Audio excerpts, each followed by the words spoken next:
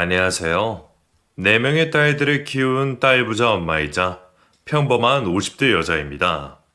불과 10년 전만 해도 딸만 넷이라고 하면 사람들이 아들 하나 더 낳아야지 라는 말을 꼭 했었는데 요즘은 딸만 넷이라고 하면 아들 다 필요 없다며 딸이 최고라는 말을 많이들 해주신답니다.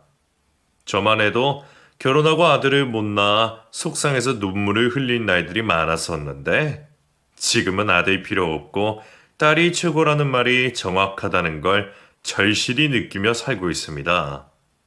아들이라고 다 못하는 것도 아니고 딸이라고 다 잘하는 것도 아니지만 우리 내 딸만큼은 너무나 잘 자라줘 딸이 최고라는 말을 온몸으로 느끼며 살고 있는 것 같아요.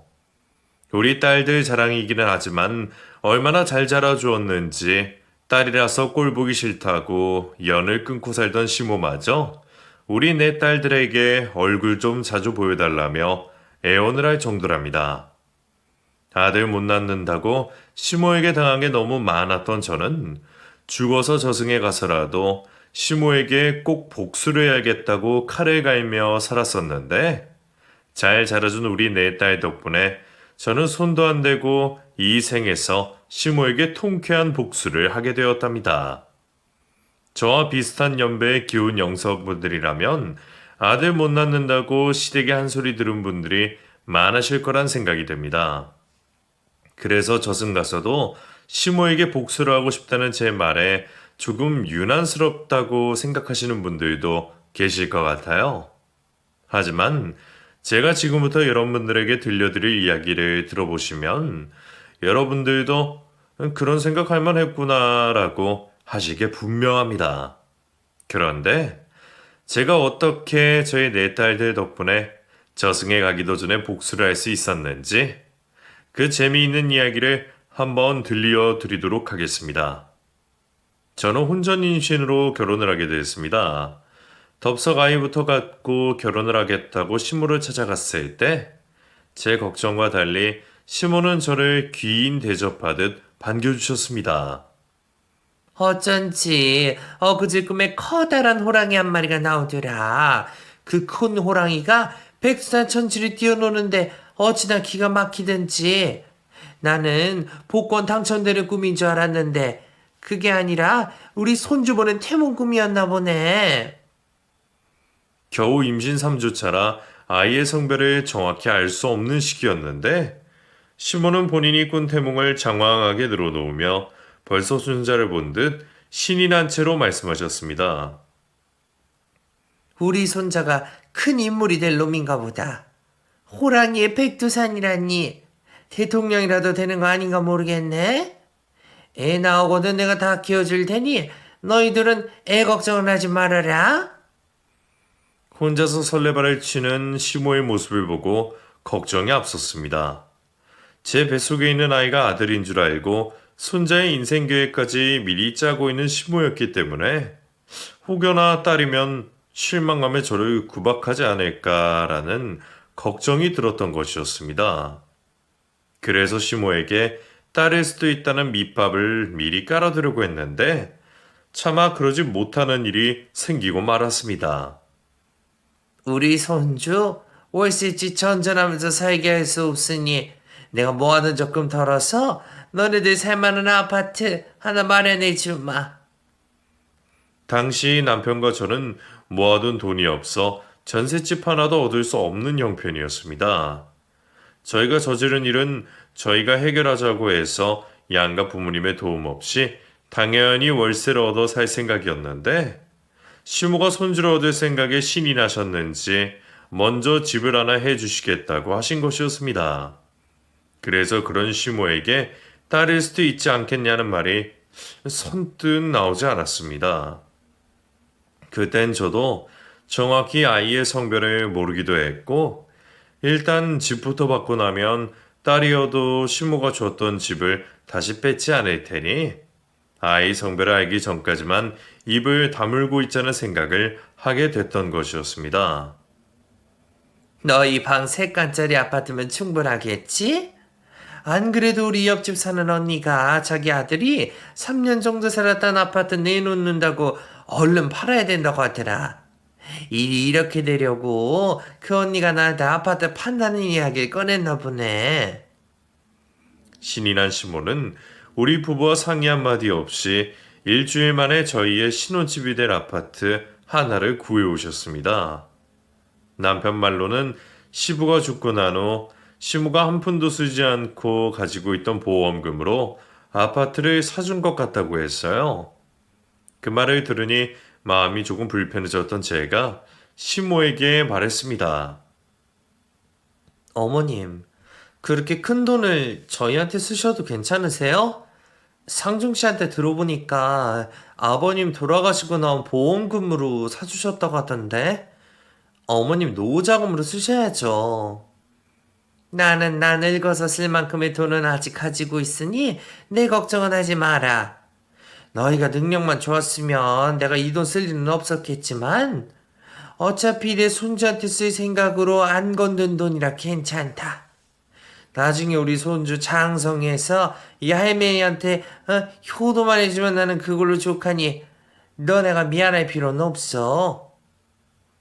남아선호 사상이 심했던 옛날엔 병원에서 아이 성별을 알려주는 것을 극도로 조심해 왔었습니다. 지금은 그래도 대충 힌트를 주지만 예전엔 그 힌트도 주지 않으려고 했던 때가 있었죠. 저는 제발 제 담당 의사 선생님도 보수적이셔서 아이의 성별을 쉽게 알려주지 않으시길 바랬습니다.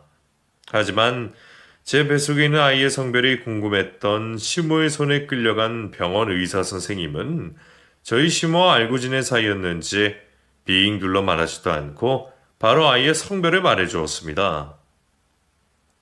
사모님, 며느님 뱃속에 있는 아이 딸이네요. 축하드려요. 첫 손녀 보시겠어요? 제 뱃속에 있는 아이의 성별이 딸이라는 사실을 알게 된 시점은 남편과 제가 시모가 진호집으로 마련해준 아파트에 입주한 지 3개월 정도 되었을 때였습니다. 시모는 딸이라는 의사의 말에 믿을 수 없나는 듯 말했습니다. 그럴 리가 없을 텐데요. 제가 보면 호랑이 태몽을 꿨는데 어떻게 딸일 수가 있어요. 초음파 검사 다시 한번 해주시면 안 될까요, 선생님? 시모의 간곡한 요청에 의사 선생님은 난감해하며 초음파 검사를 다시 한번 해주었지만 결과는 똑같았습니다. 제 뱃속에 있는 아이가 손자가 아닌 손녀라는 사실을 알게 된 시모는 병원에서 나오자마자 저에게 소리를 지르셨습니다. 너는 어떻게 딸을 베고서는 뻔뻔하게 내 아들이랑 결혼하겠다고 나를 찾아올 수 있냐? 너 때문에 우리 아들 대가 끊기면 네가 책임질 거야? 시모에게 아파트를 얻고 난 후였는지 몰라도 시모가 딸을 가졌다는 이유로 저에게 화를 내는데도 억울한 감정조차 들지 않았습니다. 오히려 제가 시모를 속인 것 같은 기분이 들었습니다. 물론 저도 뱃속에 있는 아이가 딸인 걸 모르긴 했지만요. 너 남자 형제 없고 언니만 있다고 했지? 너네 부모님이 아들을 못 낳으니까 딸이 너도 아들 못 낳는 거 아니냐? 어디 감히 딸 낳는 유전자를 가지고 우리 아들을 꼬셔? 우리 아들이 얼마나 귀한 아들인데. 어머님, 딸 낳는 유전자라는 게 어디 있어요? 저희 언니는 쌍둥이로 아들 둘이나 낳아서 키우고 있어요. 같은 뱃속에서 나온 너네 언니는 한 번에 아들 둘이나 낳았는데 너는 왜 이 모양이니? 나는 당연히 저기 아들인 줄 알고 내 재산의 반이나 털어서 아파트 사줬는데 네가 감히 딸을 베고 와? 도둑놈 같은 이라고. 결국 저는 눈물을 터뜨리고 말았습니다.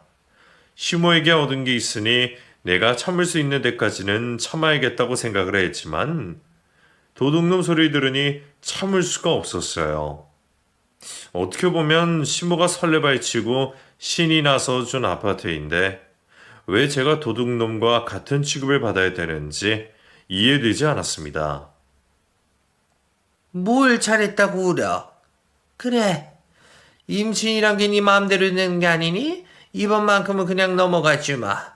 대신 둘째는 반드시 아들 가져야 되니 애 낳거든 몸조리하고 바로 둘째를 가지도록 해라.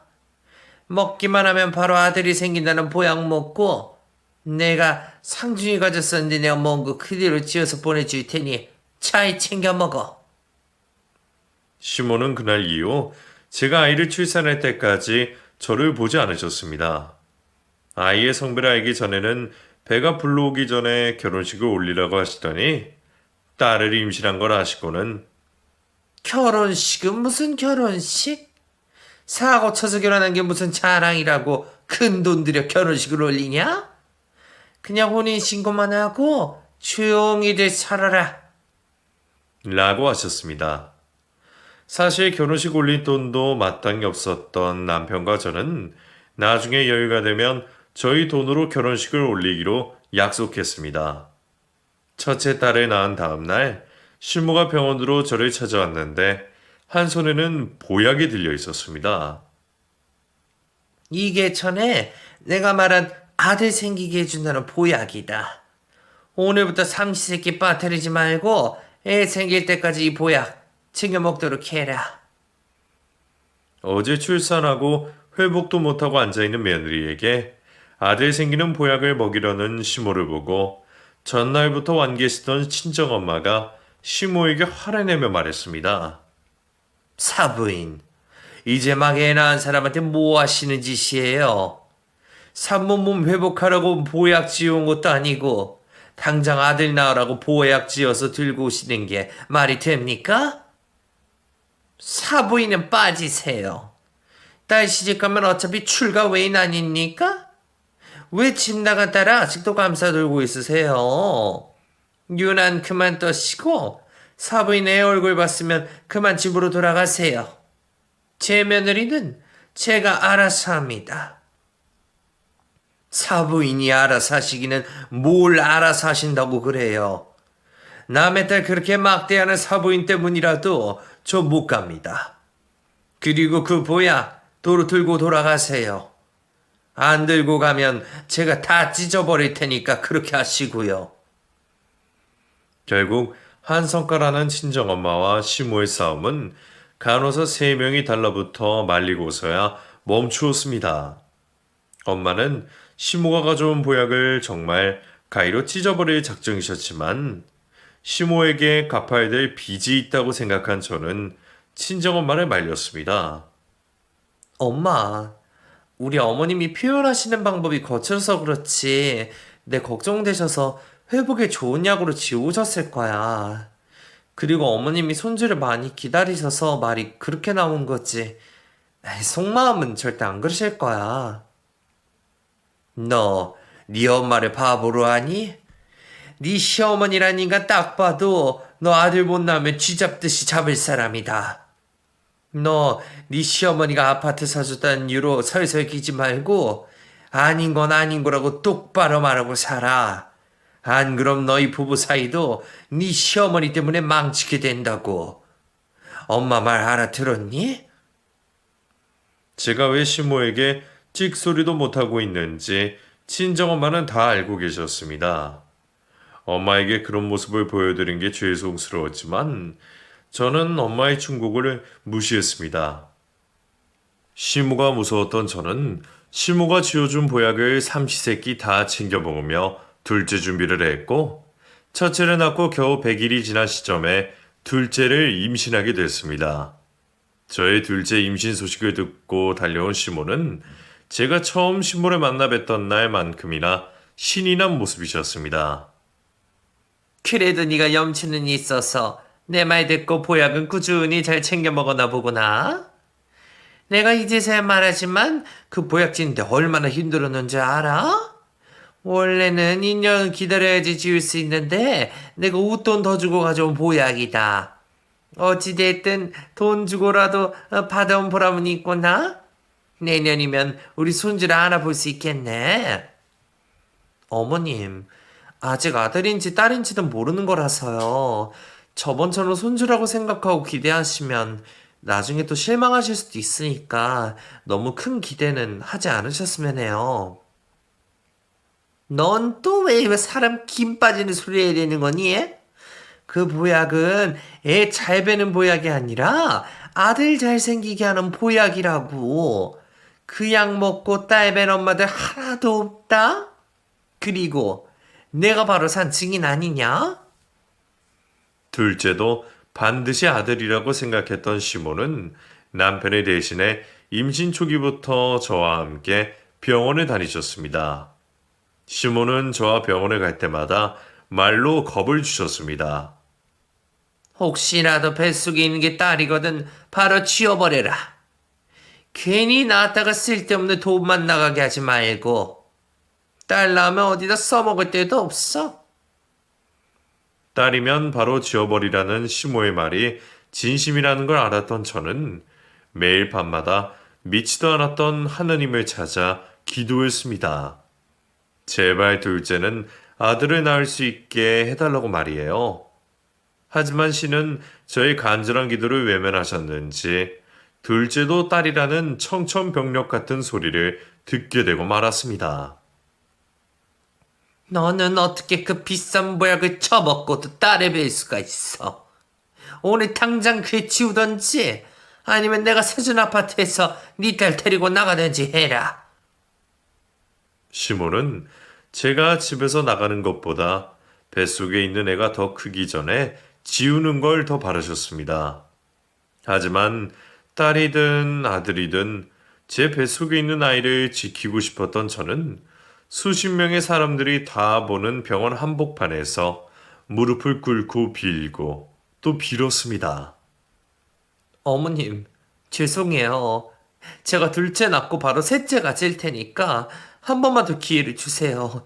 셋째는 꼭 손자 안아보실 수 있도록 제가 노력할게요. 제발 우리 아이도 집도 뺏어가지 말아주세요. 부탁할게요. 제가 시모의 바지가랑이를 붙잡고 울고 불며 빌자 병원 안에 있던 수많은 산모들과 보호자들이 수군거리기 시작했습니다. 분위기가 이상하게 흘러가자 시모는 사람들의 시선이 신경 쓰였는지 저를 말리셨습니다. 너 지금 나 쪽지려고 일부러 이러는 거니? 알겠으니까 그만하고 당장 일어나지 못해? 시모에게 셋째는 반드시 아들을 안겨드린다는 조건으로 시모가 사준 아파트를 지켜낼 수 있었습니다. 그리고 더 이상 둘째를 지우라는 말도 듣지 않게 되었습니다. 하지만 시모는 저를 볼 때마다 제 두 딸아이들의 욕을 하셨어요. 딸 낳아 키워봐야 소용없다. 거머리처럼 부모 피만 빨아먹고 딴 집에 시집가면 그만이지 않냐? 네가 낳은 자식 새끼들은 못 다룰 줄 알아? 딸들은 지 엄마 닮는다고 네 딸들도 너 닮았어. 능력도 없이 집구석에서 남자만 바라보고 살 게 뻔하다. 그런 시모를 보며 셋째만큼은 반드시 아들이어야 된다는 생각에 저와 남편은 아들을 가질 수 있다는 온갖 방법들을 다 동원해 임신을 시도했습니다. 죽기 살기로 시도한 덕분인지 임신은 또 금방금방 잘 되기는 했습니다. 셋째도 둘째가 100일을 살짝 넘긴 시기에 저에게 찾아와 주었죠. 연년생을 키우는 것도 힘든 마당에 연년년생을 가진 게 이래저래 힘들었지만 시모에게 손주만 안겨줄 수 있다면 셋째 정도까지는 무리 없이 낳을 수 있다고 생각했습니다. 그때만 해도 남편과 제가 젊어서 그런 생각을 할 수 있었던 것 같아요. 지금 생각해보면 돈도 못 버는 사람들이 왜 그렇게 생각이 짧았나 싶은 후회가 되기도 합니다. 어쨌든 셋째까지 무사히 가지고 난 후 시모에게 연락을 드렸더니 시모가 이번에도 아들 태몽을 꾸셨다고 말씀하셨습니다. 솔직히 둘째 때는 커다란 잉어 꿈을 꿔서 딸일지도 모른다고 생각을 했었는데 이번은 확실히 아들 꿈을 꿨어. 자그마치 돼지 꿈이지 뭐니? 암튼 셋째 그 녀석은 분명 돈뽕 물고 태어난 아들일 거다. 토속신앙과 미신을 꽤나 믿으셨던 시모는 돼지 태몽을 꾸시고는 셋째는 반드시 아들일 거라고 하셨습니다. 그도 그럴 것이 저희 친정 부모님도 이번엔 아들일 것 같다고 설레발에 치셔서 저도 셋째는 분명히 아들일지도 모른다는 생각을 하게 되었습니다. 이상하게 계속 아들일지도 모르는 확신이 들자 그땐 저도 처음으로 시모와 같이 설레발을 치게 되었어요. 어머님, 이번에는 저도 그렇고 저희 부모님들도 셋째는 아들인 것 같다고 하시네요. 아들 어렵게 낳은 집들 보면 꼭 첫째, 둘째 딸 낳고 막내로 아들을 낳는다고 하더라고요. 그래, 보통 누나들의 막내가 아들인 경우가 많더라. 나도 이번엔 느낌이 좋으니 너는 항상 몸조심해라. 그리고 미리 말해두는데 혹시라도 딸이면 그때는 너도 위에 두 딸들도 같이 쫓아낼 거니까 그렇게 알고. 셋째도 딸이면 집에서 쫓아낼 거라고 겁을 주는 시모의 말이 무섭기는 했지만 이번만큼은 자신이 있었던 저는 아이 성별을 확인할 수 있는 시기가 왔을 때 첫째와 둘째 때와는 다르게 아주 당당히 병원으로 들어섰습니다. 초음파 검사를 하면서 의사 선생님 입에서 아들이라는 말이 나오길 기다리고 있었는데 의사 선생님이 난감해 하시기 시작했습니다. 사모님 어쩌죠? 이번에는 아들인지 딸인지 구분이 잘 안 가네요. 주수가 좀 더 지나야지 알 수 있을 것 같아요. 의사 선생님이 시모의 지인이라 선생님께서는 시모가 손주를 손꼽아 기다리고 있다는 사실을 잘 알고 계셨습니다. 둘째를 가졌을 때 시모와 제가 병원에서 난동을 부리기로 했으니 더더욱 잘 알고 계셨겠죠.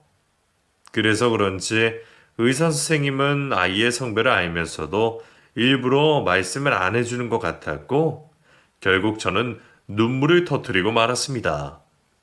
제가 눈물을 흘리자 시모는 말도 없이 그대로 초음파실을 빠져나가셨습니다.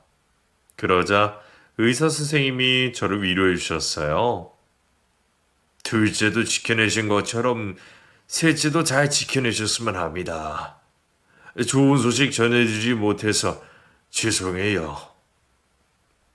존재 자체만으로도 나쁜 소식이 되어버린 제 뱃속에 있는 셋째에게 얼마나 미안하던지 그날은 제가 살면서 눈물을 가장 많이 흘린 날이었습니다. 셋째도 딸이라는 사실에 병원에 저를 혼자 두고 가버렸던 시모는 저희 집에 먼저 도착해 저를 기다리고 계셨습니다. 시모를 보자마자 저는 시모 앞에 무릎을 꿇었습니다. 어머님 죄송해요. 어머님도 아시겠지만 애들 아빠 버리로는 저희 다섯 식구 이 집에서 나가서 살 수 있는 곳 없어요. 애들 아빠 봐서라도 한 번만 봐주세요, 어머님. 내가 언제 이 집에서 너희 식구 쫓아낸다고 했니? 네 짐 싸놨으니 상중이 오기 전에 당장 나가라. 내가 너 아들 낳으라고 사준 집이지 딸 셋이나 낳으라고 사준 집인 줄 알아? 배응망덕한 것 같으니라고. 하루 동안 두 아이를 봐주고 계시던 도우미 이모님도 아이들을 보다 말고 달려와서 저를 집에서 쫓아내려는 시모를 말렸지만 어림도 없었습니다. 시모는 집에 있는 물건들을 저에게 집어던지며 소리를 고래고래 지르셨어요. 우리 아들 씨를 말라 죽이련. 어떻게 된 게 보약을 먹여도 딸을 가지고 집에서 쫓아낸다고 해도 딸을 가질 수가 있어. 이 정도면 네가 내 피도 말려 죽이려고 하는 게 분명해. 시모가 던진 신발이 제 배에 강하게 닿자마자 저는 이러다 뱃속에 있는 아이가 큰일 나겠다 싶어 도망가듯이 친정집으로 몸을 피했습니다. 만신창이꼴로 슬리퍼만 신고 집으로 찾아온 저를 본 친정아버지는 이게 무슨 일이냐며 눈물을 흘리셨지만 저희 엄마는 참지 않으셨습니다.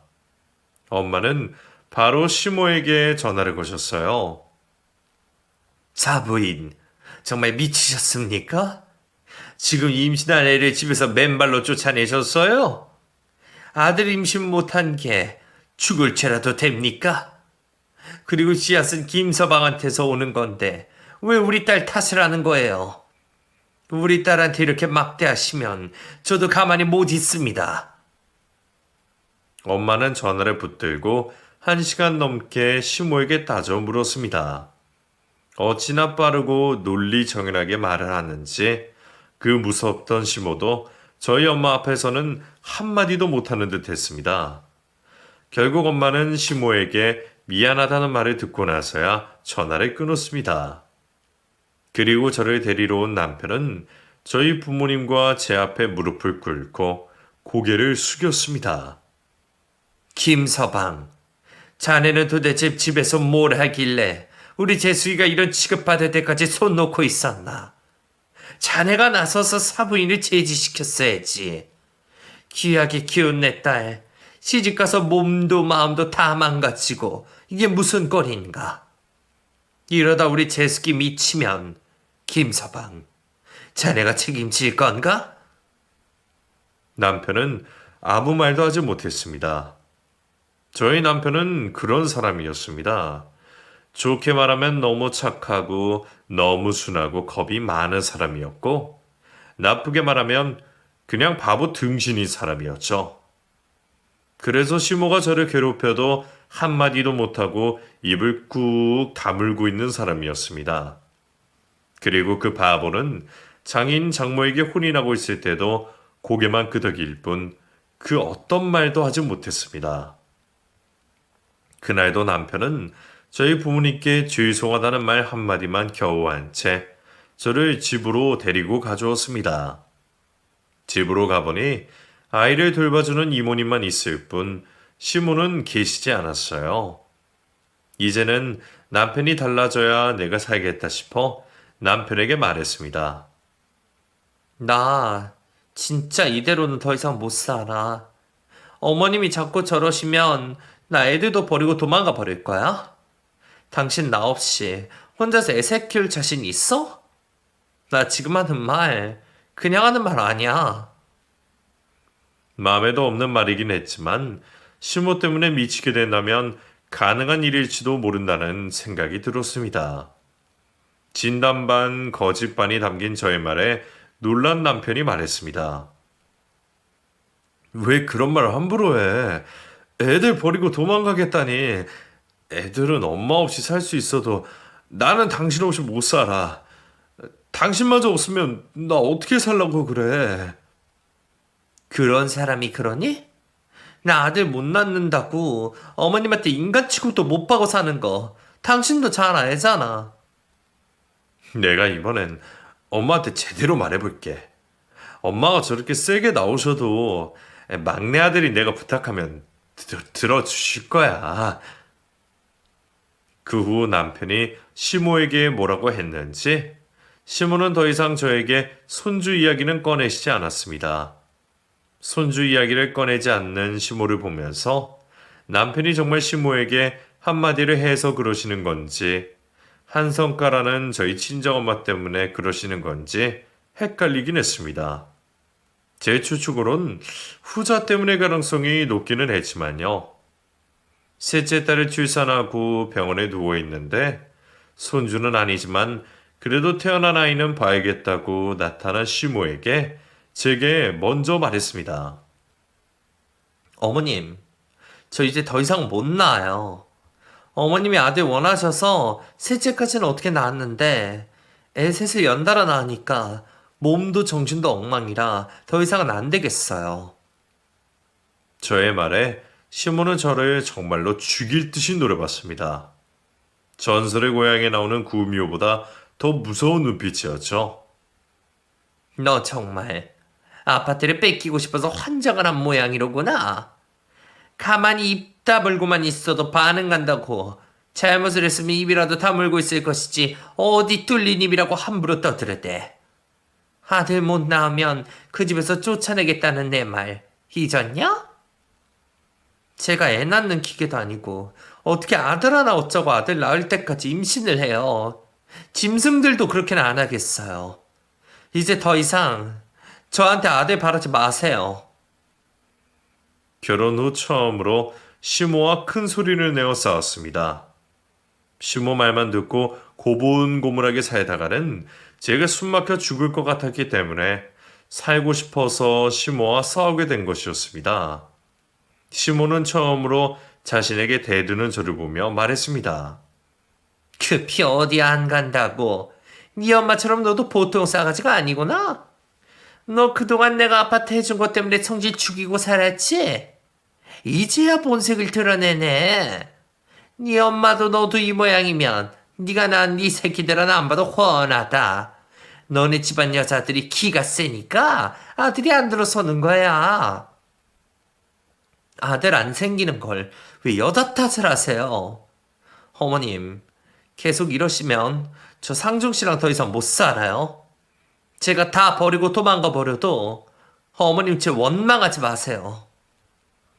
결국 미쳐버린 저는 시모에게도 모든 걸 버리고 도망을 가버리겠다고 말해버리고 말았습니다. 제 말이 진심이라는 걸 느꼈던 시모는 순간 멈칫하더니 머리를 굴리시는지 한참 동안 아무 말도 하지 않으셨습니다. 제가 정말 도망을 가면 어떤 일이 일어나는지 계산을 끝낸 시모가 갑자기 백기를 들었습니다. 처자식 먹여 살린다고 고생하는 내 막내 아들이 불쌍해서 마지막으로 한 번만 참으마. 다음에 또 겁도 없이 시애미한테 대들면 그땐 절대 가만히 안 있을 있겠다. 까딱하면 너네 살고 있는 그 집 팔아버리고 죽어서도 한 푼도 안 남겨줄 거니 그렇게 알아. 저는 딸아이를 셋이나 낳고서야 깨달았습니다. 시모가 본인이 사준 아파트를 가지고 저희에게 협박을 하지만 결국 자기 아들 때문이라도 그 아파트를 저희에게서 뺏지 않는다는 것을요. 그 사실을 깨달은 후부터 저는 시모에게 당하고만 있지 않았습니다. 그리고 결혼 후 시모가 원하는 손주를 낳기 위해 한 번도 쉬지 않고 연달아 3번이나 임신을 했던 저는 할 만큼이나 했다고 생각했기 때문에 제 할 말은 하기 시작했습니다. 그런 제가 괘씸하게 느껴졌던 걸까요? 시모가 갑자기 짐을 싸들고 저희 집으로 들어오셨습니다. 애 셋 달린 우리 아들 길바닥으로 내쫓을 수가 없어서 내가 이 집으로 들어왔으니 나 죽을 때까지 네가 나 모시고 살아라. 그게 무슨 말씀이세요? 차라리 저희를 길바닥에 내쫓으세요. 이렇게 말도 없이 무작정 들어오시면 어떡해요. 아무리 어머님이 사주신 집이라도 그러시면 안 되죠. 방도 없는데 어머님 어디서 지내시려고요. 네 딸들은 방 하나에 죄다 몰아넣고 너네 부부 하나 나 하나 쓰면 딱인데 뭐가 문제냐? 그리고 너도 잘 알고 있다시피 이 집은 내가 사준 네 집 아니냐? 멀쩡한 집을 두고 저를 괴롭히고 감시하기 위해 시모는 기어코 저희 집으로 들어와 눌러 앉으셨습니다. 3년 사이에 식구가 셋이나 늘어 급속도로 돌아가는 짐을 감당하지 못하고 있는데 시모까지 집으로 들어오니 정말 미칠 지경이었습니다. 좋은 말로도 나쁜 말로도 돌아갈 생각을 안 하는 시모 때문에 해탈한 저는 두 손 두 발을 다 들어버렸습니다. 한편으로 저희 집에 들어오셔서 애새 키우는 걸 거두시다 힘들어서 제 발로 다시 나가시겠지라는 생각을 하기도 했습니다. 그런데 시모는 육아를 도와주기는커녕 눈만 마주치면 더 이상 꺼내지 않을 줄 알았던 손주 타령을 하셨습니다. 정말 대단한 분이셨어요. 너희 둘 다 아직 젊으니 마지막으로 한 번만 더 시도해보는 것도 나쁘지 않은 것 같은데 어떠냐? 마지막으로 하나만 더 나으면 내가 더 이상은 바라지 않을 테니까 한번 생각들 해봐라. 그땐 딸이어도 네 탓하지 않고 내가 깨끗이 포기하마. 처음에는 내가 무시하면 끝나는 일이라고 생각했는데 그게 1년 가까이 지속되니 차라리 임신을 하고 시모의 입을 다물게 하는 게 낫겠다는 생각이 들 정도였습니다. 그렇게 저희는 셋째를 낳고 1년 만에 넷째를 임신하게 되었습니다. 그리고 저는 결국 마지막까지 시모에게 실망을 안겨드리게 되고 말았습니다. 너는 내 아들이랑 내 인생 망쳐버린 그 썩어빠진 장군이나 좀 떼버려라. 이제는 네 탓하기도 지친다. 독한 것 같으니라고. 넷째도 딸이 낳은 소식에 결국 시몬은 뒤로 넘어가고 말았습니다. 시몬은 이번에도 저에게 넷째를 지을 것을 강요했지만 저는 마지막까지 아이를 지켜냈습니다. 사실 저도 넷째도 어쩌면 딸일지도 모른다는 생각으로 아이를 가져줄 수도 있습니다. 넷째도 딸이면 그땐 정말 시모도 손주 보기를 포기할지도 모른다고 생각을 했거든요. 넷째도 딸이라면 어머님, 보세요. 결국 넷째도 딸이에요. 그러니까 이제는 어머님이 포기하시고 더 이상 저한테 아들을 기대하지 마세요. 라고 말을 하고 싶었습니다. 그렇게 제 인생의 마지막에 출산을 끝내고 병원에 누워있을 때였습니다. 넷째도 딸을 낳은 제가 꼴 보기 싫어서 병원에 오지 않으실 줄 알았던 시모가 병원으로 오셨더라고요. 시모는 딱 한마디만 남기고 돌아가셨습니다. 산후조리원 취소했으니 태어나거든 바로 집으로 와라. 딸을 낳은 제가 산후조리원에 지내면서 쓰는 돈이 아까우셨던 시모는 저와 남편 몰래 산후조리원을 취소하셨습니다. 시모 때문에 화가 많이 나기는 했지만 어머님이 그러셔도 저는 이제 눈 하나 까딱하지 않는다는 걸 보여주기 위해 저는 아무렇지 않은 척을 하며 넷째를 데리고 집으로 들어갔습니다. 시모에게 산후조리를 바라진 않았지만 시모는 역시나 저를 거들떠도 보지 않으셨고 오히려 집안일을 시켰습니다. 그것까진 좋았습니다. 시모라면 충분히 그럴 사람이었으니까요. 그런데 제가 결국 터지고만 사건이 있었습니다. 아이들도 씻기고 저도 씻으려고 욕실에 들어갔는데 한겨울에 찬물만 나오는 것이었어요. 보일러가 고장이 난 건가 싶어 확인을 하러 갔더니 시모가 그 앞에 서 계셨습니다. 지금 어머님이 보일러 끄셨어요? 저도 애들도 목욕해야 되니까 다시 켜주세요. 아들도 못 나는 잉여 인간이 어디 감히 보일러를 써? 그냥 찬물로 씻어라. 저도 저지만 애들도 씻겨야 된다니까요? 이 겨울에 애들을 찬물로 씻기라고요? 네 딸들한테 쓰는 보일러도 아깝다. 따뜻한 물로 씻기고 싶거든? 네가 보일러 값을 벌어오든지 아니면 너희 친정집 가서 씻기든지 해라. 시모의 말에 저는 아무 말도 하지 않고 그 길로 혼자서 아이 셋을 들쳐업고 집에서 나왔습니다. 그때 막내딸이 태어난 지 딱 2주 됐던 날이에요. 제가 정말로 아이 셋을 업고 친정집으로 가는 것 같자 당황한 시모가 제 등 뒤에다 대고 소리를 질렀습니다. 나가는 건 네 마음대로 나가도 들어오는 건 네 마음대로 못 들어온다. 너 정말 지금 나가면 아들 낳는 새며느리 데리고 올 거니까 그렇게 알아. 시모는 제가 다시 돌아올 줄 알았겠지만 그날이 남편과 이혼 전 마지막으로 본 시모의 모습이었습니다. 남편은 자기가 시모와의 연을 끊겠다며 제발 이혼만 하지 말아달라고 빌었지만 저는 남편이 절대 시모와 연을 끊지 못한다는 걸 잘 알았습니다. 그리고 저는 남편이 시모와 연 끊는 것까진 바라지 않았어요. 그저 시모를 멈추게 해주길 바랬지만 남편은 절대 그럴 수 있는 인간이라는 걸 알고 있었습니다. 친정부모님이 아이 키우는 것을 도와주시겠다고 하셔서 저는 용기를 내어 남편과 이혼을 했습니다. 시모는 제가 떠나길 바라셨는지 저를 붙잡지 않으시더라고요. 남편과 이혼한 저는 남편에게 매달 받는 양육비와 제가 벌어온 돈으로 내 딸을 키웠습니다. 아마 저희 부모님이 없으셨다면 저는 절대 내 아이들을 키우지 못했을 거예요. 그렇게 20년이란 세월이 흘렀을 때 3년 전 암에 걸렸다는 남편이 죽었다는 소식이 들려왔습니다. 남편이 암에 걸렸다는 소식을 듣고 애들 양육비도 받지 않았는데 남편이 죽었다니 기분이 이상하게 나더라고요.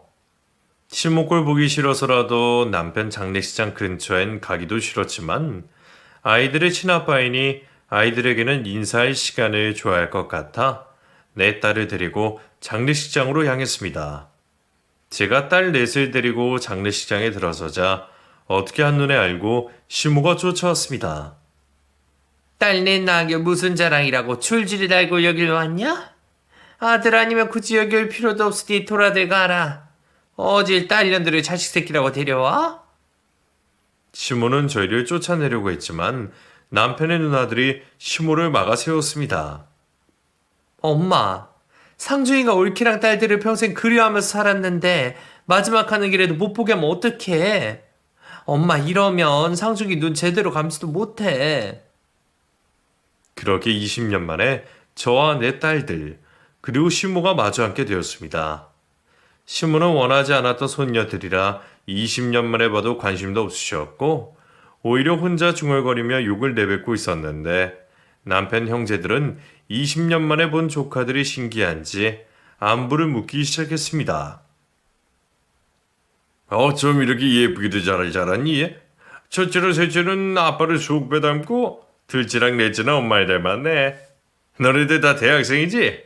학교는 다니고 있니? 학교는 무슨 학교? 지 엄마가 무슨 능력이 있어서 애들이 학교를 다니겠어? 어디라도 취직해서 돈 100만 원이라도 모으고 있으면 다행이다. 시모는 저희 딸들을 두고 비아냥거렸습니다. 아무리 그래도 어찌됐든 자기 아들의 딸들인데 어떻게 저렇게 대할 수 있나 싶었습니다. 피 한 방울 안 섞인 남이라도 저렇게 대하지 않겠다 싶었어요. 첫째는 법대 나와서 로스쿨 들어가기 전에 로펌에서 인턴 생활 중이고 둘째는 고등학교 때 피팅 모델 하다가 20살 때 혼자 쇼핑몰 만들어서 하더니 지금 연매출 20억 찍고 있는 사업가예요. 셋째란 막내 의대 다니고 있고요. 그러고 보면 어머님 태몽이 참 정확하다니까요. 우리 애들 봐봐요. 큰 힘을 대서 큰 돈 만질 애들로 컸잖아요. 제 말에 시모는 믿을 수 없다는 듯이 눈을 크게 뜨셨습니다. 뭐라고 말하려는 건지 금붕어처럼 입을 잡고 끔뻑끔뻑 하더니 금방이라도 숨을 멎을 듯이 억억거리는 소리를 내셨어요. 저러다 노인의 뒤로 넘어가는 거 아닌가 하는 순간 시모는 의식을 잃고 쓰러지셨습니다. 심장마비가 온 것이었습니다. 그 자리에서 심폐소생술로 시모의 숨을 되돌려 놓은 뒤 시모는 응급실로 옮겨졌습니다. 병원으로 옮겨져 겨우 눈을 뜬 시모의 첫 마디는 저를 향한 말이었습니다. 매미야, 내가 잘못했다. 애비 없이도 잘 큰 우리 손녀들을 보니 내가 그동안 잘못 산 듯 싶구나. 우리 손녀들한테 20년 동안 하레비 노릇 한 번도 못 해봤으니 지금이라도 할 수 있게 해다오. 어머님, 우리 애들 제 딸이지 어머님 손은 아니에요. 어머님도 그렇게 생각하시고 평생 연 끊고 사신 거잖아요. 왜 이제 와서 이러세요? 그렇지 않아도 상중이가 평생 살았던 그 아파트 우리 손녀들 앞으로 돌려줄 생각이었다. 내가 연락은 안 했어도 마음속으로는 항상 우리 손녀들 생각하고 살고 있었어. 심장마비로 죽다 살아난 시모에게 더 이상 모진 소리를 할 수 없었던 저는 입을 다물었습니다. 그런데 모든 이야기를 다 알고 자란 첫째 딸이 시모에게 말했습니다. 저기요. 아빠 재산은 어차피 자식인 저희가 받는 게 당연하고요. 그걸로 생색내면서 저희 볼 생각하지 마세요. 저희도 할머니를 저희 친할머니라고 생각 안 하고 살았거든요. 지금까지 그래왔던 것처럼 앞으로도 저희한테 연락하지 마시고 부디 건강 챙기셔서 오래 사세요. 제가 뭐라고 말을 더 보태기도 전에 내 딸들은 저를 그곳에서 데리고 나와주었습니다.